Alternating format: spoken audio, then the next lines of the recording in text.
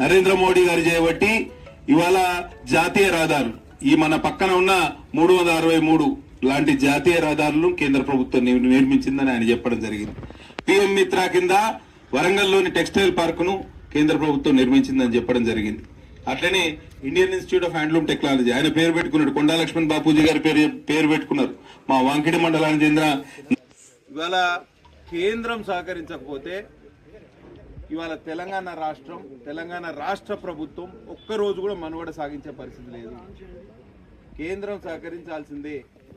కాబట్టి కేంద్రం సహకరించకపోతే ఒక్కరోజు కూడా మనుగడ సాగించే పరిస్థితి లేదని ఇదివరకే ముఖ్యమంత్రి గారు అసెంబ్లీలో ప్రకటించారు. ఇవాళ నాయకత్వంలో దేశం రాష్ట్రం ముందుకు పోతుందని చెప్పడం జరిగింది. అయితే ఇవాళ కేసీఆర్ గారు రాష్ట్రాన్ని అప్పులో ఊబికి నెట్టిన ఆయనే చెప్పిండు. 6,71,000 కోట్ల అప్పు ఆయన చేసిండు. సంవత్సరాల్లో అప్పు చేసింది ఎంత అంటే 6,71,000 కోట్లు. ఈయన 15 నెలల్లో చేసిన అప్పు ఎంత అంటే 1,58,000 కోట్లు. ఈ లెక్కన ఈయన 5 సంవత్సరాలలో 8.5 లక్షల కోట్ల అప్పు చేస్తాడు. ఆయన 10 సంవత్సరాలు చేసిన అప్పు ఈయన 5 సంవత్సరాలు చేయడానికి రెడీ అయిపోయింది. ఇవాళ అప్పులు పుట్టే పరిస్థితి లేదు. ఇవాళ తెలంగాణ రాష్ట్రంలో పూర్తిగా కేసీఆర్ సగం దివాలా తీయిస్తే ఇవాళ రేవంత్ రెడ్డి గారు పూర్తిగా దివాలా తీయించారు.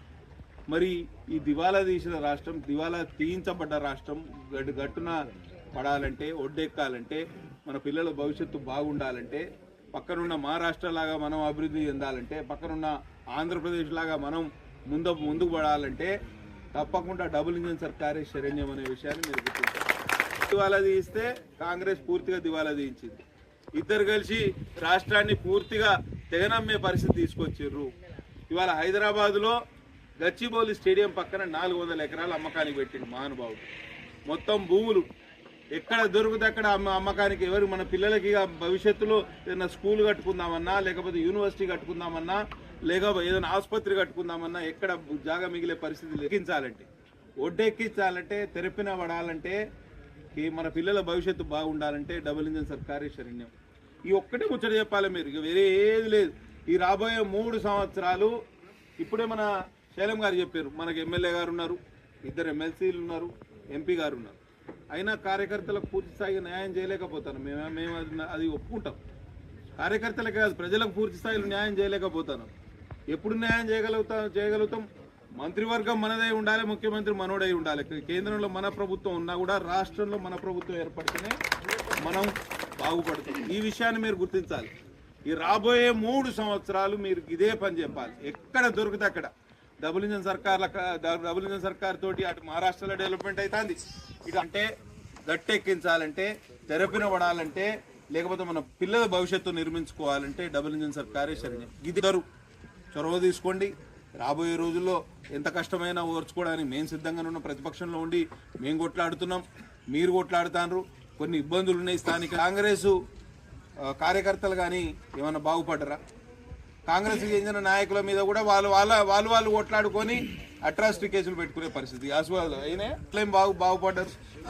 వాళ్ళకేమైనా లాభం జరిగిందా? ఈ మీట్లో ఆయన సాక్షాత్తు చెప్పిండు, 7.5 లక్షల కోట్ల అప్పు ఉన్న తెలంగాణ రాష్ట్రంలో దీనికి కారణం కేసీఆర్ అని అసెంబ్లీ ఎన్నికల కన్నా 6 నెలల ముందు చెప్పిండు మహానుభావుడు. మళ్ళీ ఇప్పుడు మాట మారుస్తాడు. నెపాన్ని కేంద్రం మీద నెట్టేయాలి, లేకపోతే గత ప్రభుత్వాల మీద నెట్టేయాలనే ఆలోచన తప్పించి, అటువంటి దుర్బుద్ధి తప్పించి ఆయనకి ఇంకో ఆలోచన ఏమి లేదు. ఆయన సోషల్ మీడియాను అడ్డం పెట్టుకొని ముఖ్యమంత్రి అయ్యాడు. ఇప్పుడు సోషల్ మీడియా యూట్యూబర్ల మీద అవాకులు చివాకులు వెళ్తాడు. ఎంత అడ్డగోలుగా నిన్న మాట్లాడిన మాటలు విన్నారు కదా. బట్టలు కూడా తీస్తా, ఒక 10 సార్లు అన్నాడు. బట్టలు కూడా తీస్తా, గుడ్డలు కూడా తీస్తా, పరివాత నిలబెడతా. ఇదా ముఖ్యమంత్రి మాట్లాడే మాటలు? తొండలు లాగులా ఇడిచిపెడతా. ఏమేం మాట్లాడతాడు ఆయన? తొండలు